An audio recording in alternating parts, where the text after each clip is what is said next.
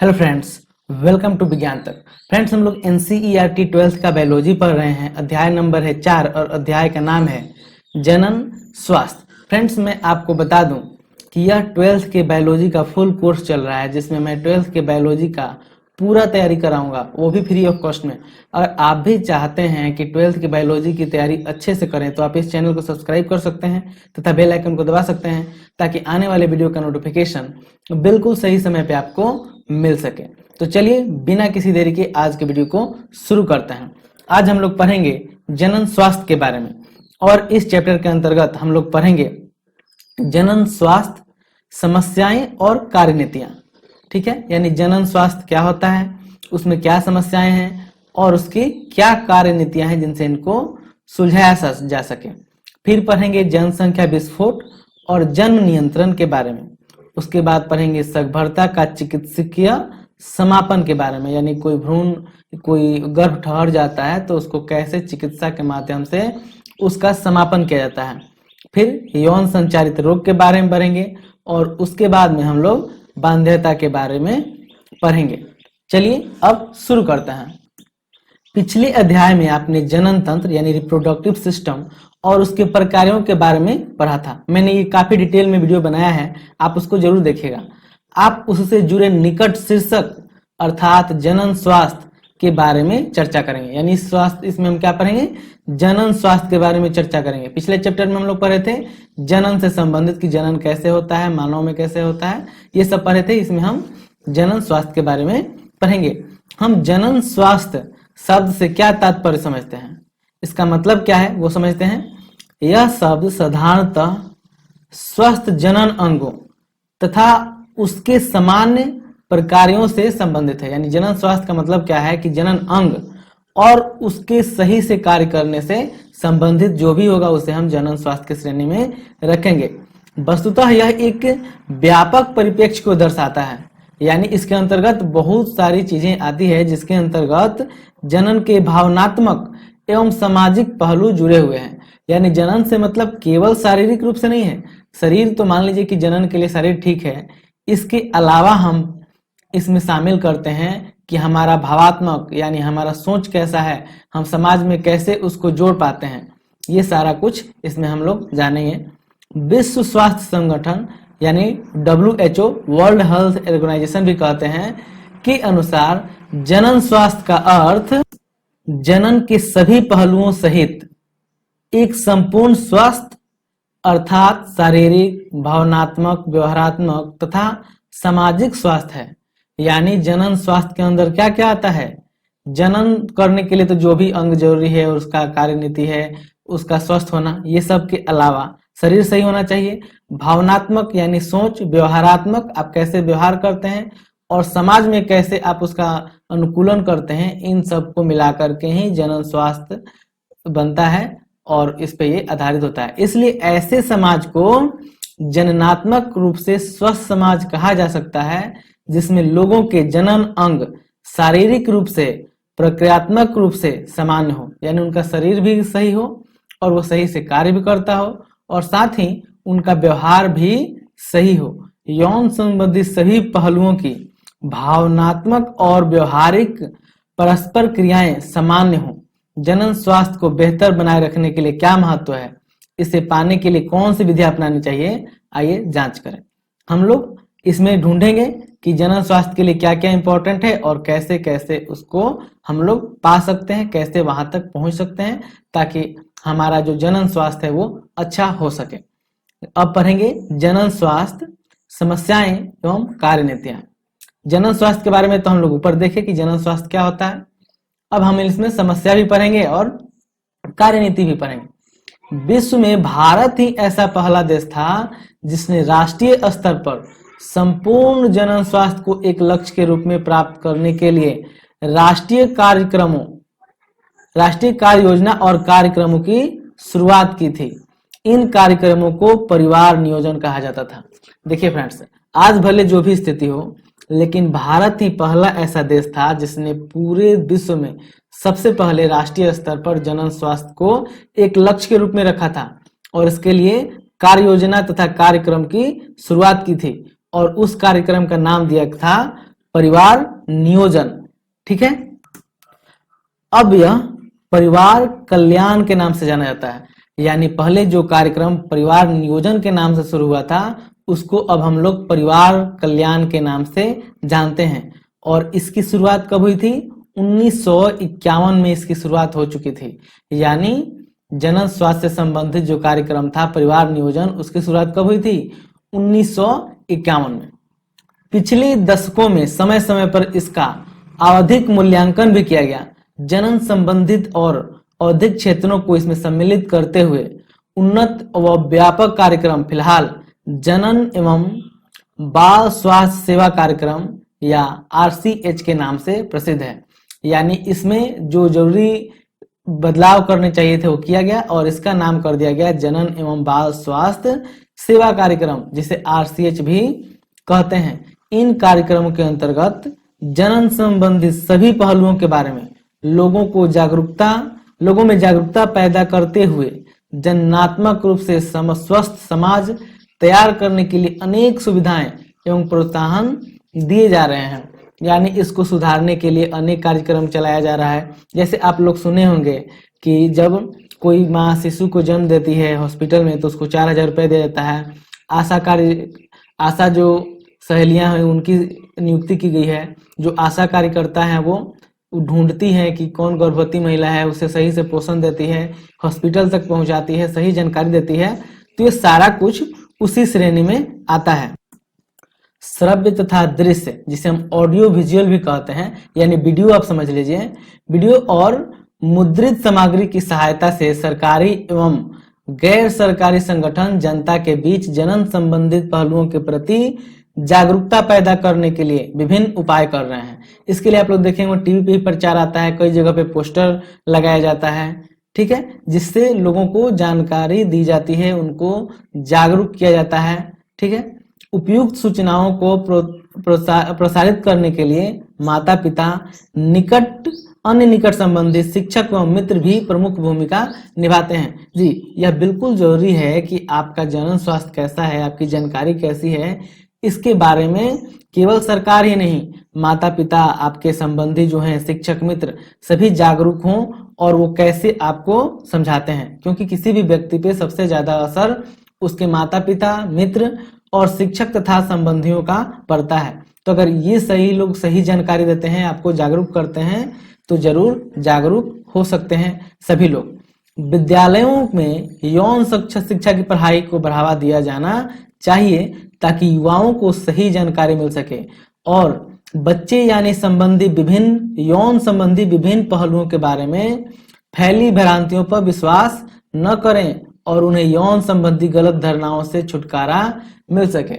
जी friends, हमारे समाज में जनन से संबंधी या सेक्स से संबंधी या युवाओं में या युवतियों में बहुत ज्यादा भ्रांतियां हैं, यानी गलत सूचनाएं हैं। उनको अपने मित्रों से जानकारी मिलती है, जिनके पास खुद अच्छी जानकारी नहीं रहती है, वो खुद गलत जानकारी लेकर के अपने दोस्तों को बताते हैं और इसी तरह सभी के पास गलत जानकारी होती है और लोगों के मन में बहुत सारी भ्रांतियां फैल जाती है। तो हमें क्या करना चाहिए? विद्यालयों में यौन संबंधित शिक्षा को बढ़ावा देना चाहिए। यानी यौन के बारे में, ये सेक्स के बारे में, जनन के बारे में विद्यालय में ज्यादा खुल करके ज्यादा अच्छे से पढ़ाया जाना चाहिए। लोगों को जनन अंगों, किशोरावस्था एवं उससे संबंधित परिवर्तनों, सुरक्षित और स्वच्छ यौन क्रियाओं, यौन रोग संचालित रोग एवं एड्स के बारे में जानकारी विशेष रूप से किशोर आयु वर्ग में जनन संबंधित स्वस्थ जीवन बिताने में सहायक होती है। देखिए, किशोरावस्था में बहुत सारे बदलाव होते हैं बच्चों में और उस टाइम पे उनको जानकारी नहीं रखती है कि अपने अंगों की, यानी विशेष करके जनन अंगों की कैसे रख रखाव करनी है। वे लोग उसे गंदा रखते हैं, सही से साफ नहीं करते हैं, या जिस तरह से उसको बना के रखना चाहिए वो नहीं रखते हैं, जिससे अनेक कठिनाइयां होती हैं और बिना जागरूक के वो गलत संबंध भी बना लेते हैं, जिससे यौन संबंधित रोग फैल जाते हैं, साथ ही एड्स फैलने की भी संभावना रहती है। तो इसलिए इन बच्चों को स्कूल में ही यौन संबंधित शिक्षा दी जानी चाहिए, क्योंकि आप इसे रोक तो नहीं सकते हैं, तो जब इसे रोक नहीं सकते हैं तो हमें करना चाहिए कि इसका प्रयास करें कि सभी लोग जागरूक हों और जो गलतियां करते हैं वे नहीं करें। लोगों को शिक्षित करना, विशेष रूप से जनन क्षम जोड़ी तथा वे लोग जिनकी आयु विवाह योग्य है, उन्हें उपलब्ध जन्म नियंत्रण यानी गर्भ निरोधक विकल्पों तथा गर्भवती महिलाओं की देखभाल, मां और बच्चे की प्रसवोत्तर देखभाल आदि के बारे में तथा स्तनपान के महत्व, लड़का या लड़की को समान महत्व एवं समान अवसर देने की जानकारियों आदि से जागरूक स्वस्थ परिवारों का निर्माण होगा। हाँ जी, देखिए यहाँ पे जब बच्चे का जन्म होता है तो हम लोग मतलब लड़का और लड़की में भेदभाव करते हैं, जबकि ऐसा नहीं करना चाहिए। हमें लड़का और लड़की को समान अवसर देना चाहिए, समान महत्व देना चाहिए। हमें ये समझना चाहिए कि दोनों बराबर हैं, दोनों एक जैसा कार्य करते हैं और लड़की भी वो काम कर सकती है जो लड़का करता है। साथ ही जिसका शादी विवाह करने का उम्र हो गया है, यानी जिसकी उम्र 18 के आसपास हो गई है या जो जनन करने के लिए तैयार हो गए हैं, उनको गर्भ निरोधक गोलियों के बारे में या गर्भ निरोधक विकल्पों के बारे में, जैसे कॉपर टी होता है, कंडोम होता है या फिर कुछ पिल्स होती हैं, इनके बारे में सही जानकारी देनी चाहिए। उनको जानकारी होगा तो वो ये अनचाहे गर्भ को रोक सकते हैं। ठीक है, अब आगे बढ़ते हैं। अनियंत्रित जनसंख्या वृद्धि होने वाली समस्याओं तथा सामाजिक उत्पीड़नों जैसे कि यौन दुरुपयोग एवं यौन संबंधी अपराधों आदि के बारे में जागरूकता पैदा करने की आवश्यकता है, ताकि लोग इन्हें रोकने व जननात्मक रूप से जिम्मेवार एवं सामाजिक रूप से स्वस्थ समाज तैयार करने के विचार करें, आवश्यक कदम उठाएं।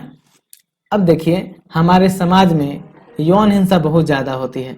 लोगों को जानकारी ही नहीं है, लोग लड़कियों को अपनी सुख की वस्तु समझ लेते हैं और उससे ऐसे ऐसे व्यवहार करते हैं जो नहीं करने चाहिए। लड़कियों को भी फ्रीडम चाहिए, उनको भी खुल करके जीने का हक है।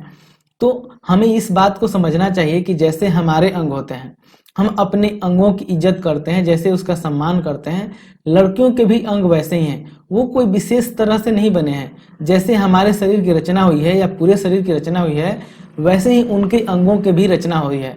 और लोग क्या करते हैं, उन पे वो अलग अलग तरह का कमेंट करते हैं, उनके साथ यौन हिंसा करते हैं, साथ ही छेड़छाड़ करते हैं, यौन अपराध करते हैं।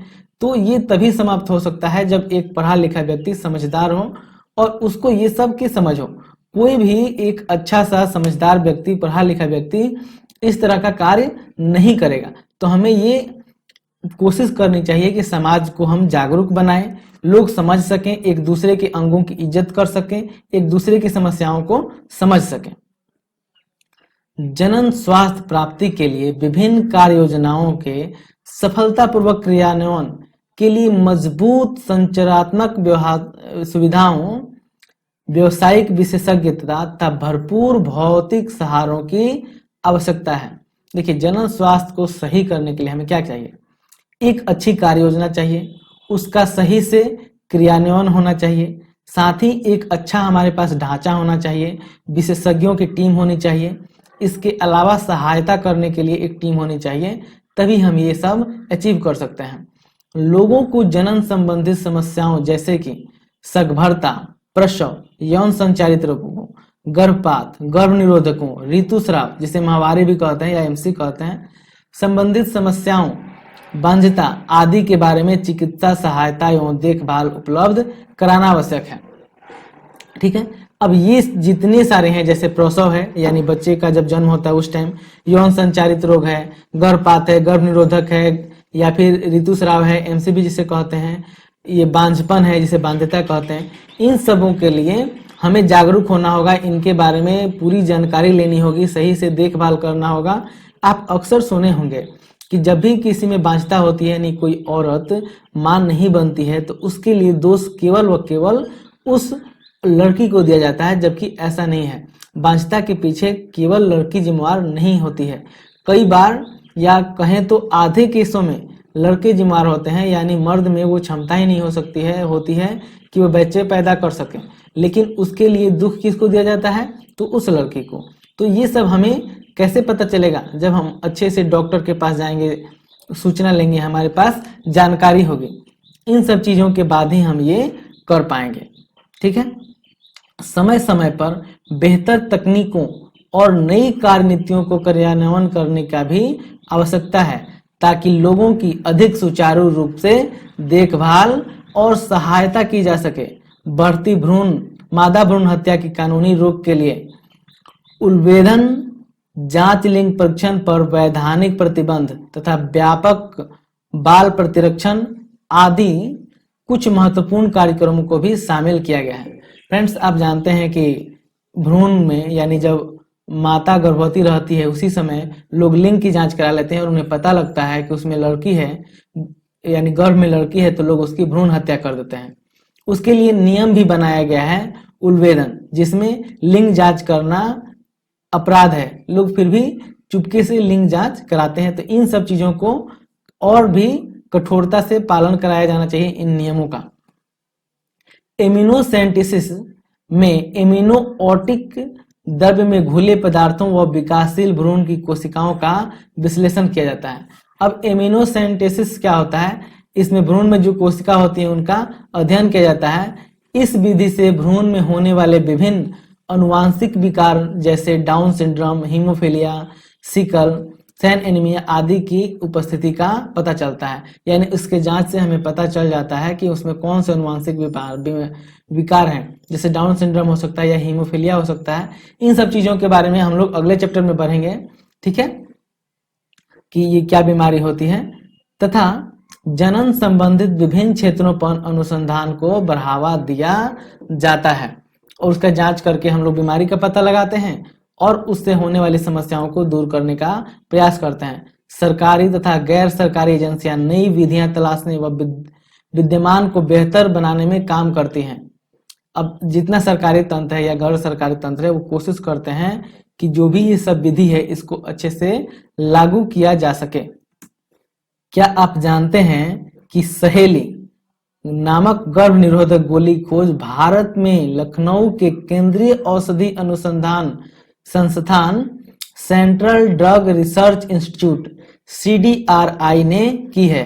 यानी ये सहेली के आप लोग नाम सुने होंगे, शायद किसी मेडिकल स्टोर के आगे आप एक पोस्टर देखे होंगे जिसमें सहेली गर्भ निरोधक गोली होती है, जिसे मादा खाती है और खाने के बाद उसको गर्भ नहीं रहता है, मतलब वो गर्भ नहीं ठहरता है। इस गोली की खोज कहाँ हुई थी? तो भारत के लखनऊ में। और किस संस्थान ने की थी? सेंट्रल ड्रग रिसर्च इंस्टीट्यूट ने, जिसे CDR भी कहते हैं। ये गर्व की बात है कि भारत के लखनऊ में इस दवा की खोज हुई है। यौन संबंधित मामलों के बारे में बेहतर जागरूकता, अधिकाधिक संख्या में चिकित्सा सहायता प्राप्त, प्रसव तथा बेहतर प्रसवोत्तर देखभाल में मातृ एवं शिशु मृत्यु दर में गिरावट आई है। देखिए, इन्हीं सब प्रयासों के कारण जो मातृ और शिशु मृत्यु दर है उसमें गिरावट आई है। अब ये क्या होता है? शिशु मृत्यु दर या मातृ मृत्यु दर यानी जन्म के बाद मरने का दर। यानी पहले जब औरतें जन्म देती थी तो बहुत ज्यादा औरतें मर जाती थी, या फिर जो शिशु होते थे, जो बच्चे होते थे, वे भी मर जाते थे बहुत ज्यादा संख्या में। लेकिन अब उसका दर घट गया, यानी ये बहुत कम संख्या में अब मरते हैं। तो ये हमारी एक अच्छी उपलब्धि है जिसे हमने अपनी मेहनत से प्राप्त किया है। लघु परिवार वाले जोड़ों की संख्या बढ़ी है। यानी पहले जो एक परिवार में 20-20 लोग होते थे वैसे संख्या अब नहीं है। लोग अब छोटा परिवार रखने में विश्वास करते हैं, ज्यादा बच्चों को जन्म नहीं देते हैं। आप लोग भी सुने होंगे, हम दो हमारे दो। यानी हमें यही कोशिश करनी चाहिए कि हमें 2 से ज्यादा बच्चे नहीं हों। यौन संचारित रोगों की सही जांच पड़ताल तथा देखभाल और कुल मिलाकर सभी यौन समस्याओं हेतु बढ़ती हुई चिकित्सा सुविधाओं का होना आदि समाज के बेहतर जनन स्वास्थ्य की ओर संकेत देते हैं। यानी सब मिलाकर देखें, अगर यौन समस्याओं में कमी हो जाए उसकी और यौन चिकित्सा में यानी होने वाली बीमारियों की में जो चिकित्सा होती है, दवा होती है, उनकी सुविधा बढ़ जाए तो हम समझ लेंगे कि हमारा समाज बेहतर जनन स्वास्थ्य की ओर बढ़ने लगा है। ठीक है, इस वीडियो में इतना ही। अगले वीडियो में हम लोग जनसंख्या स्थायीकरण और जनन नियंत्रण के बारे में बात करेंगे। यह वीडियो आपको कैसा लगा है कमेंट करके जरूर बताइएगा। अच्छा लगा है तो लाइक कीजिएगा, खराब लगा है तो डिसलाइक कीजिएगा। यह वीडियो देखने के लिए आपका बहुत बहुत धन्यवाद। बाय।